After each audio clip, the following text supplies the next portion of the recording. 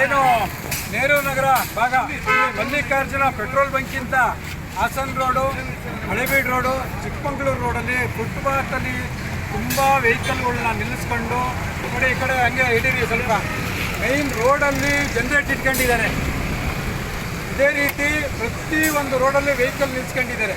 ಫುಟ್ಪಾತಲ್ಲಿ ನಡ್ಕೊಂಡು ತಿರುಗಾಡೋದಕ್ಕೆ ಅವಕಾಶವೇ ಇಲ್ಲದಂಗೆ ನೆಹರು ನಗರ ಸರ್ಕಲಲ್ಲಿ ಬೇಕಾಬಿಟ್ಟಿ ಬೋರ್ಡ್ಗಳನ್ನು ಹಾಕ್ಕೊಂಡು ನಿಂತ್ಕೊಂಡಿದ್ದಾರೆ. ಹಾಗಾಗಿ ನಾವು ಪುರಸಭೆಯಿಂದ ಇವತ್ತಿಗೆ ಟೌನಲ್ಲಿ ದೇವಸ್ಥಾನ ಕಡೆ ಅಂಬೇಡ್ಕರ್ ಸರ್ಕಲ್ಲು ಹೊಳೆಬೀದಿ ಎಲ್ಲ ಕಾರ್ಯಾಚರಣೆ ಮುಗಿಸಿ ಇವತ್ತಿಂದ ನೆಹರು ನಗರ ಫುಟ್ಪಾತ್ ತೆರವು ಕಾರ್ಯಾಚರಣೆಯನ್ನು ಇವತ್ತು ನಾವು ಇಟ್ಕೊಂಡಿದ್ದೇವೆ.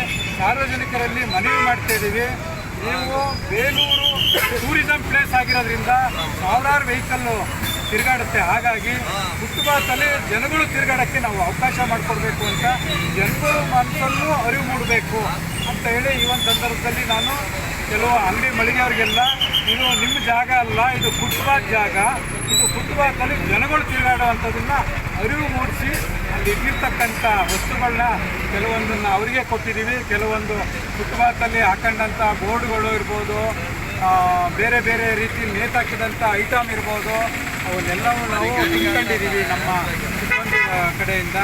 ಇನ್ನಾದರೂ ಸಹ ಜನಗಳು ಅರಿವು ಮೂಡಿಸ್ಕೋಬೇಕು.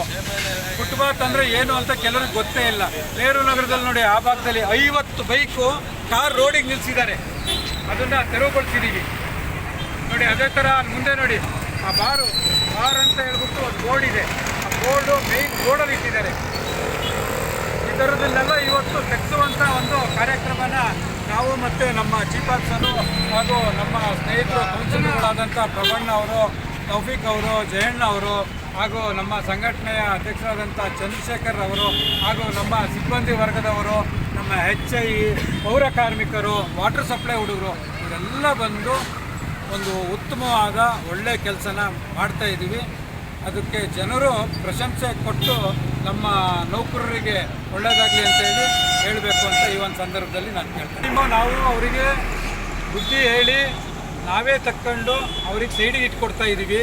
ಇದೇ ರೀತಿ ಮತ್ತೆ ಮುಂದುವರೆದ್ರೆ ಅಲ್ಲಿರ್ತಕ್ಕಂಥ ವಸ್ತುಗಳನ್ನು ನಮ್ಮ ಪುರಸಭೆಗೆ ತಗೊಂಬಂದು ಅಲ್ಲಿ ನಾವು ಇಟ್ಟು ನೀವು ವಾಪಸ್ ಕೊಡೋದಿಲ್ಲ, ಮತ್ತು ಅವ್ರ ಮೇಲೆ ಕಠಿಣವಾದ ಕ್ರಮವನ್ನು ಜರುಗಿಸಲು ನಾವು ಮುಂದಾಗಬೇಕಾಗುತ್ತೆ. ಅದು ವಿಚಾರ ನಾನು ಹೇಳಬೇಕು ಅಂತ ಇದ್ದೀನಿ ನೋಡಿ. ನಾವು ಕಷ್ಟಪಟ್ಟು ಸದಸ್ಯರು ಬಿಸಿಲು ಮಳೆ ಅನ್ನದಲ್ಲೇ ಕೆಲಸ ಮಾಡಿದ್ದೀವಿ ಹೋದ ವಾರದಲ್ಲಿ.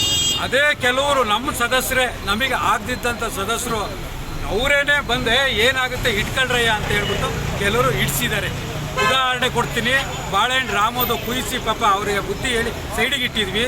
ಯಾರೋ ಒಬ್ಬ ಪ್ರಭಾವಿ ಕೌನ್ಸಿಲರು ಇಟ್ಕೊಳ್ಳಪ್ಪ ನೀನು, ನಾವಿದ್ದೀವಿ, ಯಾಕೆ ಅವ್ರಿಗೆ ಬೆಲೆ ಕೊಡ್ತೀವಿ ಅಂತ ಈ ಥರ ನಮ್ಮವರೇ ನಮಗೆ ತೊಂದರೆ ಕೊಡ್ತಿರೋ ಅಂಥ ಕಾರ್ಯ ಆಗುತ್ತೆ.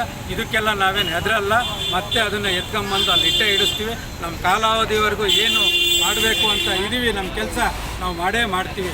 MLA ಅವ್ರು ಹೇಳಿದ್ರು ನಾವು ಕೇಳಲ್ಲ, ನಮ್ಮದು ಅಧಿಕಾರ ಟೌನ್ದಿದೆ, ನಾವು ಮಾಡೇ ಮಾಡ್ತೀವಿ.